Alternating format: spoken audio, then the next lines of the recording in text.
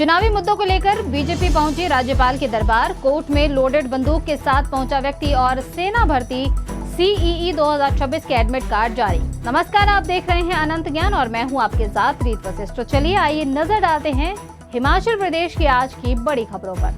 हिमाचल में petrol diesel की कीमतों ने आम आदमी की कमर तोड़ दी है। पिछले 10 दिनों में चौथी बार तेल के दाम बढ़ाए गए हैं और शिमला में पेट्रोल 102 रुपए 52 पैसे और डीजल 94 रुपए 50 पैसे प्रति लीटर पहुंच गया है। धर्मशाला, मंडी, कांगड़ा और चंबा समेत कई जिलों में पेट्रोल 100 रुपए से पार हो चुका है। लगातार बढ़ती कीमतों से टैक्सी चालकों, ट्रांसपोर्टर्स और आम जनता की परेशानियां बढ़ चुकी हैं। लोगों का कहना है कि तेल महंगा होने से घर का बजट पूरी तरह से बिगड़ गया है। उधर कांग्रेस ने शिमला में पेट्रोल डीजल की बढ़ती कीमतों के खिलाफ प्रदर्शन किया और केंद्र सरकार पर महंगाई बढ़ने का भी आरोप लगाया है। कांग्रेस नेताओं ने कहा है कि लगातार बढ़ते ईंधन दामों का असर अब हर जरूरी सामान पर पड़ने लगा है। वहीं विशेषज्ञों का ये भी मानना है कि आने वाले दिनों में बस का किराया, माल भाड़ा और रोजमर्रा की वस्तुओं की कीमतें भी बढ़ोतरी कर सकती हैं। पंचायती राज और नगर निकाय चुनावों के बीच हिमाचल की सियासत गर्मा चुकी है। सोमवार को भाजपा का एक प्रतिनिधि मंडल प्रदेश अध्यक्ष डॉक्टर राजीव बिंदल और नेता प्रतिपक्ष जयराम ठाकुर के नेतृत्व में राज्यपाल कविंद्र गुप्ता से मिला। भाजपा नेताओं ने कांग्रेस सरकार पर चुनाव प्रक्रिया में हस्तक्षेप करने, नियमों में बदलाव करने और जनादेश को प्रभावित करने के गंभीर आरोप लगाए।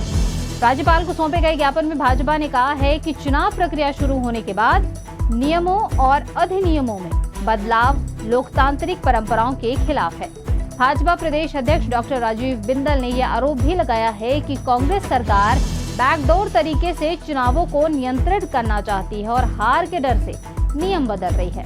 वहीं पर नेता प्रतिपक्ष जयराम ठाकुर ने भी ये कहा कि मुख्यमंत्री सुखविंदर सिंह सुक्खू चुनावी सभाओं में करोड़ों रुपए के विकास कार्यों की घोषणाएं कर रहे हैं, जो आदर्श चुनाव आचार संहिता का भी उल्लंघन है।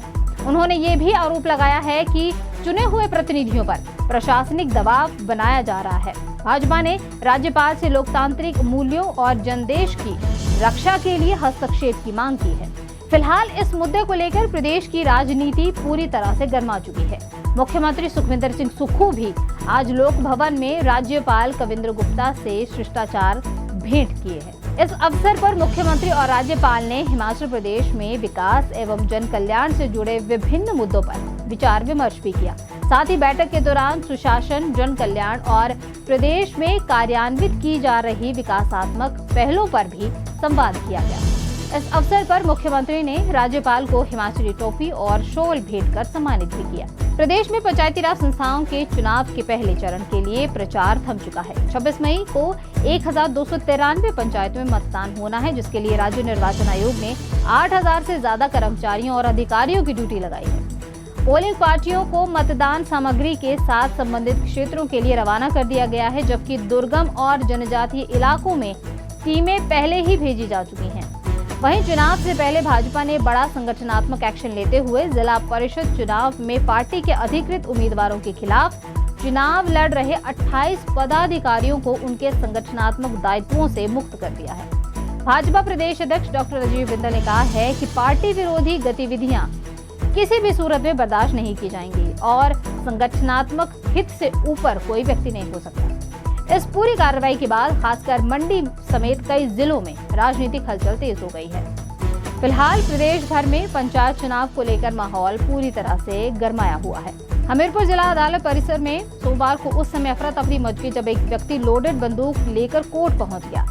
बंदूक देखकर अदालत परिसर में मौजूद लोग हैरान रह गए और माहौल भी तनावपूर्ण हो चुका था।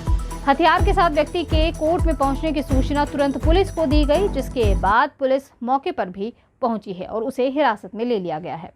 बताया जा रहा है कि आरोपी किसी पेशी के सिलसिले में कोर्ट आया था। उसी के दौरान वहां मौजूद डीएसपी की नजर उस पर पड़ गई, जिन्होंने तुरंत कार्रवाई करते हुए मौके पर ही उसे दबोच लिया। बाद में पुलिस आरोपी को थाने में ले गई है। फिलहाल पुलिस उससे पूछताछ कर रही है और ये भी पता लगाने का प्रयास किया जा रहा है कि वह बंदूक लेकर अदालत परिसर में क्यों पहुंचा था और मामले की जांच अभी भी जारी है। हिमाचल प्रदेश की सबसे दुर्गम पंचायतों में शामिल बड़ा भंगाल में पंचायत चुनाव करवाना प्रशासन के लिए किसी चुनौती से कम नहीं है। जिला कांगड़ा के इस अति दुर्गम क्षेत्र में चुनाव प्रक्रिया पूरी करवाने के लिए पोलिंग पार्टी चंबा के होली मार्ग से कई दिनों तक पैदल यात्रा तय कर शनिवार को बड़ा बंगाल पहुंच गई है। 26 मई को यहां पंचायत चुनाव के तहत मतदान होना है। बड़ा भंगाल पंचायत के 2 पोलिंग बूथ बनाए गए हैं, जिनमें एक बड़ा भंगाल है और दूसरा बीड़ में स्थित है। दोनों बूथों में मत पेटियां एकत्रित होने के बाद ही मतगणना की जाएगी। प्रशासन ने पोलिंग पार्टी की वापसी के लिए चुनाव आयोग से हेलीकॉप्टर की मांग भी की है। आपको बता दें कि बड़ा भंगाल में कुल 487 मतदाता हैं, जिनमें से 104 मतदाता बड़ा भंगाल क्षेत्र में मौजूद हैं। दुर्गम पहाड़ी रास्तों और कठिन परिस्थितियों के बीच चुनाव कर्मियों की ये यात्रा अब चर्चा का विषय बनी हुई है। सेना में भर्ती होने का सपना देख रहे युवाओं के लिए बड़ी खबर है। सेना भर्ती कार्यालय पालमपुर ने ऑनलाइन सामान्य प्रवेश परीक्षा यानी CEE 2026 के लिए एडमिट कार्ड्स जारी कर दिए हैं। अभ्यर्थी भारतीय थल सेना की आधिकारिक वेबसाइट से अपने प्रवेश पत्र डाउनलोड भी कर सकते हैं। भर्ती प्रक्रिया के अनुसार ये परीक्षा Agniveer, general duty, technical clerk, store keeper technical, tradesman और महिला सेना पुलिस समेत विभिन्न पदों के लिए आयोजित की जा रही है। सभी श्रेणियों की ऑनलाइन परीक्षा 1 जून 2026 को शुरू होगी। सेना भर्ती कार्यालय ने अभ्यर्थियों से समय रहते पहले एडमिट कार्ड डाउनलोड करने और परीक्षा की तैयारी पूरी करने की भी अपील की है। साथ ही किसी भी तकनीकी समस्या की स्थिति में सीधे सेना भर्ती कार्यालय पालमपुर से संपर्क करने को भी कहा गया है। मंडी जिला के सुंदरनगर उपमंडल के डहर में एक दर्दनाक घटना सामने आई है, जहां 19 वर्षीय विवाहिता ने अपने 5 माह के मासूम बच्चे को सुलाने के बाद फंदा लगाकर आत्महत्या कर ली है। मृतका की पहचान प्रियंका पत्नी रवि कुमार निवासी सकरोहा के रूप में हुई है और बताया जा रहा है कि प्रियंका ने करीब 1.5 साल पहले प्रेम विवाह किया था और अपने पति और सास के साथ किराए के मकान में रह रही थी। घटना के समय पति ड्यूटी पर था, जबकि सास दुकान गई हुई थी।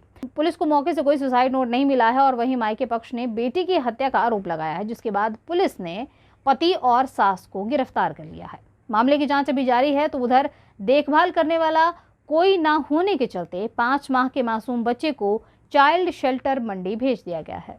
पंचायती राज चुनावों के बीच मंडी जिले के भावला वार्ड से जिला परिषद प्रत्याशी अभिलाषा ठाकुर पर हमले का मामला सामने आने के बाद सियासत गर्मा गई है।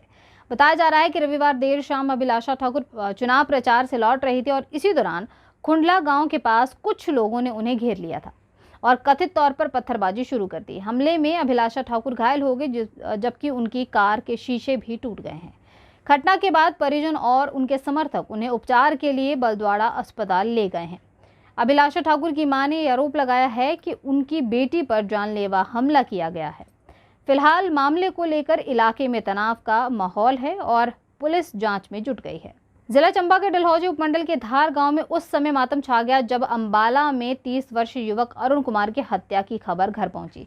बताया जा रहा है कि अरुण कुमार जसूर के एक ट्रक मालिक के पास चालक के रूप में काम करता था।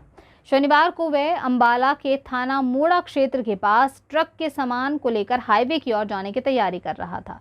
इसी के दौरान कुछ अज्ञात हमलावरों ने कथित तौर पर लूटपाट के इरादे से ट्रक रुकवाया और उस पर हमला कर दिया। विरोध करने पर हमलावरों ने अरुण पर घातक वार किए, जिससे उसकी मौके पर ही मौत हो गई। वहीं रविवार को पोस्टमार्टम के बाद शव को परिजनों को सौंप दिया गया है। अरुण अपने पीछे वृद्ध माता पिता, पत्नी और 2 छोटे बच्चों को छोड़ गया है। घटना के बाद पूरे गांव में शोक की लहर दौड़ गई है और स्थानीय लोगों ने आरोपियों को जल्द गिरफ्तार करने और कड़ी सजा देने की भी मांग की है। तो ये थी आज दिन भर की तमाम बड़ी अपडेट्स। बाकी की जानकारी के लिए आप अनंत ज्ञान के YouTube और Facebook चैनल को जरूर सब्सक्राइब करें।